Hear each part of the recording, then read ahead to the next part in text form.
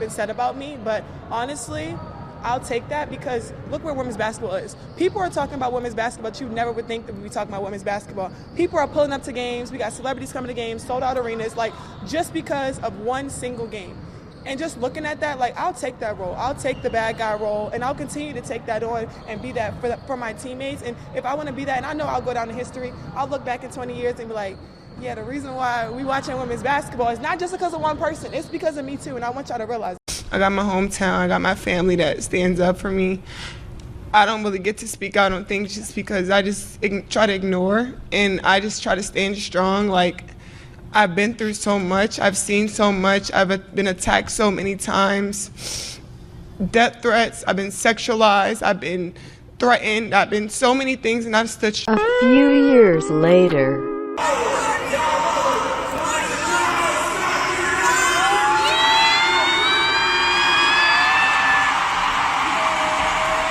Angel Reese is out here again, making headlines not for her skills on the court, but for, well, everything else. Let's dive into the saga of Angel, the self-proclaimed victim, who's still trying to figure out if she wants to be a basketball star or a social media influencer. And honestly, it's getting old. I already know what number going to get stuck. It's going to be like 3 numbers that's going to get me stuck. 1, 1, okay. 2, 2, 2. She says she's got her hometown and her family standing up for her. And sure, that's great. But this whole I've been through so much act, yeah, we've heard it before. She's talking about being attacked, death threats, getting sexualized, all the drama you'd expect from someone in the public eye. But what gets me is how she doesn't just want to ignore the haters. She wants us all to know just how strong she's been through it. Fine, Angel, we get it. You've been through it, but maybe, just maybe, there's a different way to play the game, both on and off the court. Like I said, do whatever my teammates need me to do. And yeah, I mean, I got some blocks finally, and I kind of stayed out of foul trouble too. So just being on the floor is really important. It's important for our team. Awesome. Fast forward a few years, and Angel's doing her thing. She's out here making appearances, dressing how she wants, and getting into rap battles with Nick Cannon.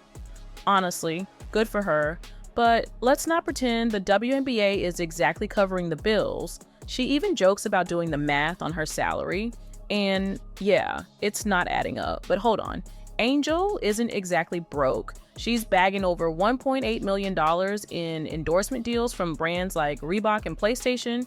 Meanwhile, Caitlin Clark is pulling in even more, with over $3 million in endorsements. It's no shock. Caitlin's got her head in the game while Angel's busy trying to stay relevant.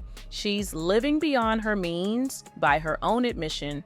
Well, that's not exactly news. The WNBA salaries have always been a joke compared to the NBA, and anyone with a bit of common sense knows that it's endorsements and social media deals that pay the bills. Here's where it gets interesting though. Angel Reese has this weird double standard going. She's out there complaining about being sexualized, yet she's the first to throw on the booty shorts for a night out. She's leaning into that whole sex sells culture, showing up at Walling Out, battling Nick Cannon, and letting everyone know just how not cheap she is. All while complaining that she's tired of being seen in that way. Look, Angel, you can't have it both ways. Either you want to be seen as a serious athlete, or you want to be a pop culture icon, but don't cry victim when you're playing both sides. It's exhausting to watch. And let's be real here, Angel's game isn't even that good. Not compared to Caitlin Clark anyway. Remember when people tried to compare the two, as if they're even in the same universe? Caitlin's out here grinding, putting up serious numbers, and making waves in a league that's frankly always struggled for relevance. Here's the deal. Angel's chasing fame, but Caitlin's the one chasing wins. While Angel's busy with social media, Caitlin's numbers and hard work are what really stand out. Guess who the sponsors take seriously? Angel, on the other hand, seems more focused on staying in the headlines for everything except basketball. It's like she's more interested in being famous than actually being good at her sport. And Angel Reese knows a ring is coming. We got Angel Reese out here acting like she's the future of the WNBA while spending more time with rappers and celebrities than in the gym. She's out in booty shorts, hanging with Nick Cannon, and telling the world she's got bars too. Great, Angel, but last I checked, bars don't win championships. And while she's out there, Caitlin Clark is doing exactly what athletes are supposed to do. She's putting in the work. You don't see Caitlin in the tabloids or trying to make a name for herself by being on stage with rappers. She's in the gym, shooting her 233 out of 300 and letting her game speak for itself. So you made 233 out of 300. This is kind of your routine. How do you feel about 233? I think it's a good number. Threes were a little bit, I wouldn't say lower. I'll still take 63, but I want to be more so around 70 if I can. Yeah. 81 mid-range is really, really good. Usually around 75 there. And anytime I can get to around 90 out of 100 free throws, I like that number. I want to be above 90, but sometimes I'm not. But if I can be at 90, that's what I like to be at. So I'll take that number. There's a reason why one of these players is getting the endorsement deals, and spoiler alert, it's not Angel. The thing that's really annoying about Angel Reese is how she keeps trying to play the victim card. Every time something doesn't go her way, it's everyone else's fault. She's been sexualized, she's been attacked, she's been compared unfairly, it's always something. Meanwhile, she's out here making choices that put her in those very positions. She's not being compared unfairly to Caitlin Clark because of her race. She's being compared because Caitlin's out there doing the work, staying out of drama, and focusing on her career. Angel could do that too, but instead, she's too busy trying to stay relevant by any means necessary. First, I believe the hype, like, yo, we gotta protect the black sis because they trying to compare her to Caitlin Clark and scrutinize her name. And then I realized Angel Reese is just the female version of the rapper who get a big ass record deal but can't stop going to the hood because he want everybody to make sure that they know he's still one of them until it's too late. See, you had us out here supporting you when you was up there crying about being sexualized and being a victim, but every time I see you, you double-cheeked up. How I see you double-cheeked up more than I see you getting double-doubles, and every 5 seconds you talking to a ratchet rapper or somebody's side chick. Make it make sense. If you go on Twitter right now and type in Angel Reese versus Caitlin Clark, you'll see a bunch of clean images of Caitlin Clark and a bunch of basketball highlights. But Angel Reese, all you see is negative write-ups of her and her ass cheeks out. She's about 2 seasons away becoming a rapper's baby mama versus being a potential Hall of Famer. Now, when all else fails, Angel, don't try to cry victim and say black women are disempowered because you chose to show your ass cheeks instead of being a good role model for what a black woman with some money and fucking making history should look like. You did it to yourself. I'm gone. Look, we all know the WNBA isn't the NBA. The money isn't the same, the audience isn't the same, and it's a tough league to be in if you want to make serious cash. But Caitlin Clark is showing us that there's a way to do it through hard work, building a brand that people want to support, and being a role model that parents want their kids to look up to. Angel, she's showing us how to burn through those endorsement deals by living like a celebrity without putting in the work to back it up.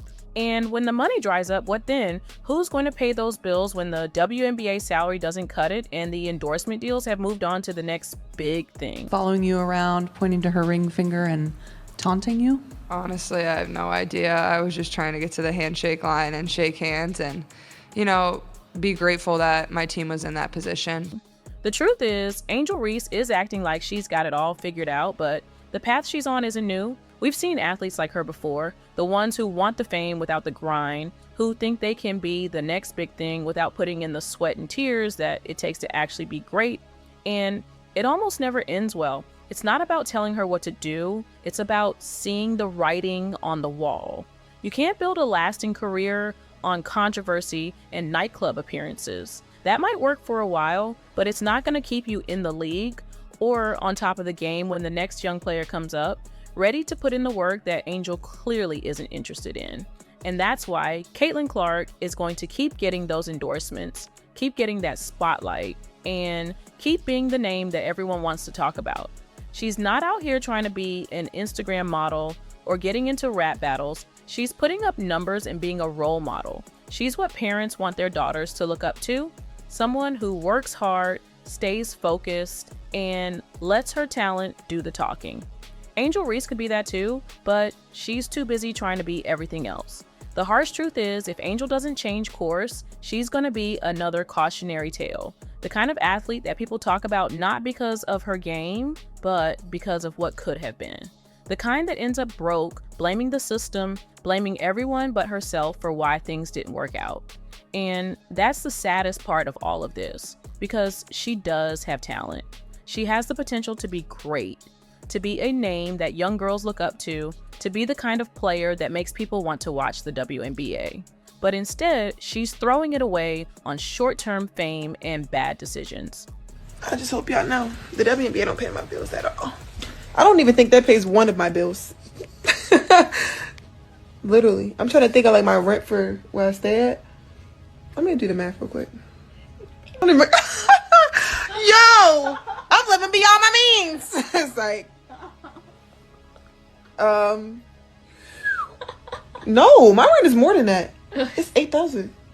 It's not too late for Angel, but time is running out. The WNBA isn't the NBA, and the window of opportunity is a lot smaller. She needs to decide if she wants to be remembered as a great basketball player or just another celebrity who fizzled out when the hype died down. The choice is hers, but from where I'm sitting, it doesn't look like she's making the right one.